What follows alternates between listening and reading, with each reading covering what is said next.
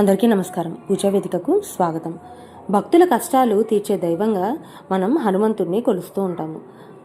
కానీ ఒక భక్తుడి పట్ల ఉన్న అపారమైన ప్రేమతో సాక్షాత్తు ఆ ఆంజనేయ స్వామి వానర రూపంలో వచ్చి ఆ వృద్ధ భక్తుడికి సేవలు చేశారు. ఈ విషయం తెలిస్తే మనకి ఎంతో మనసు పులకిస్తుంది. ఆ భక్తుడు కోరిక మేరకు ఒక మద్ది చెట్టు త్వరలోనే స్వయంభూగా ఆయన వెలిశారు.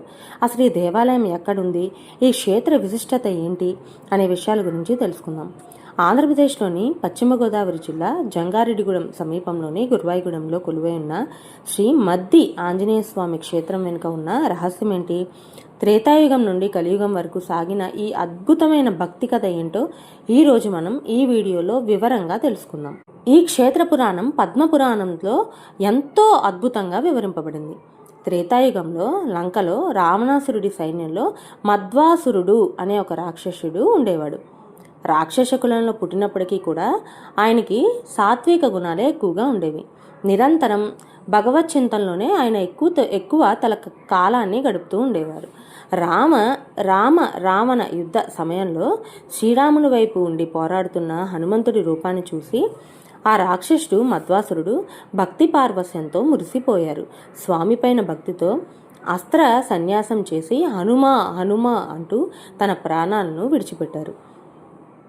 ఆ తరువాత యుగమైన ద్వాపర యుగంలో ఆ మధ్వాసురుడే మద్వికుడు అనే ఒకడిగా జన్మించాడు. కురుక్షేత్ర యుద్ధంలో ఆయనకు విధి లేక కౌరవుల పక్షాన నిలబడాల్సి వచ్చింది.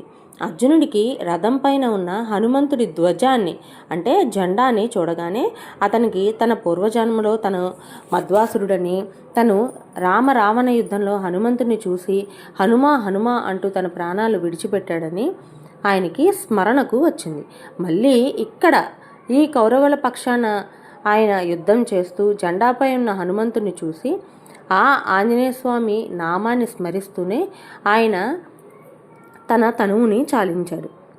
ఇక ఆయన మళ్ళీ కలియుగంలో మధ్వుడు లేక మధ్వాచార్యుడు అనే ఒక భక్తుడి కింద జన్మించారు.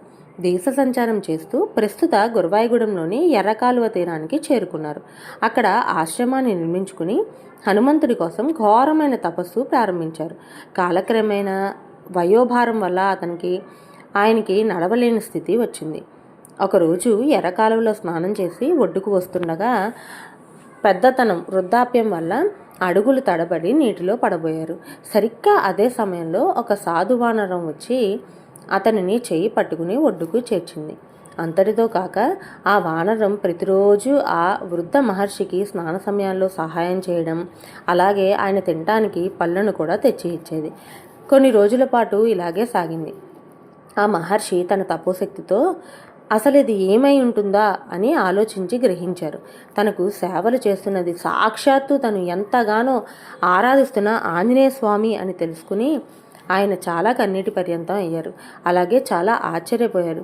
స్వామి, నీవు జగత్రక్షకుడివి కదా, నీతో నేను సేవలు చేయించుకుంటున్నానా అని కన్నీరు మున్నీరుగా విలిపించగా ఆంజనేయ స్వామి తన నిజ రూపాన్ని ధరించి ప్రత్యక్షమయ్యి, మధ్వా, నీ భక్తికి నేను మెచ్చాను, ఏం వరం కావాలో కోరుకో అన్నారు. అప్పుడు ఆ మహర్షి, స్వామి, నువ్వు ఎల్లప్పుడూ నా చెంతనే ఉండేలాగా అనుగ్రహించు అని వేడుకున్నారు. భక్తుడి కోరిక మేరకు స్వామి ఒక అద్భుతమైన వరాన్ని ఇచ్చారు. నీవు ఇక్కడ ఒక తెల్ల మద్ది వృక్షంగా అవతరించు, నేను నీ త్వరలో స్వయంభూగా వెలుస్తాను అని చెప్పారు. అలా ఆ భక్తుడి పేరుట మద్ది ఆంజనేయ స్వామిగా ఈ క్షేత్రం ప్రసిద్ధిగాంచింది. ఈ ఆలయంలోని విగ్రహం ప్రపంచంలోనే ఎక్కడా లేని విధంగా చాలా అరుదుగా ఉంటుంది. ఇక ఇక్కడ స్వామి ఒక చేతిలో గదను మరొక చేతిలో పండును పట్టుకుని మనకి దర్శనమిస్తారు. ఇంచుమించు 1166 ప్రాంతంలో ఈ విగ్రహం వెలుగులోకి వచ్చింది. మొదట ఇక్కడ చిన్న గర్భాలయాన్ని మాత్రమే నిర్మించారు. విశేషం ఏమిటంటే భక్తుడే వృక్ష రూపంలో స్వామికి ఛత్రంగా అంటే పైకప్పుగా ఉండడమే నమ్మకంతో ఈ ఆలయానికి ఎలాంటి సాంప్రదాయ శిఖరం లేదా గోపురం నిర్మించలేదు. ఆ మద్ది చెట్టే ఈ రోజుకి కూడా ఆలయానికి గోపురంగా ఉంటుంది. ఈ క్షేత్రానికి ఉన్న మహిమలు ఎంతో అనంతం. ముఖ్యంగా వివాహం కాని యువకులు ఇక్కడ వరుసగా 7 మంగళవారాలకు వచ్చి నియమ నిష్టలతో 108 ప్రదక్షిణలు చేస్తే అతి శీఘ్రంగా వారికి వివాహం జరుగుతుంది అని భక్తులు బలంగా నమ్ముతారు. అలాగే జాతకంలో శని దోషాలతో బాధపడుతున్న వారు, ఏలిన నాటి శని ప్రభావంతో బాధపడేవారు శనివారం నాడు వచ్చి ఇక్కడ స్వామిని దర్శించుకుని విశేషంగా పూజలను నిర్వహిస్తారు. అలా చేయడం వల్ల వాళ్ళ కష్టాలు తొలగుతాయని భావిస్తారు.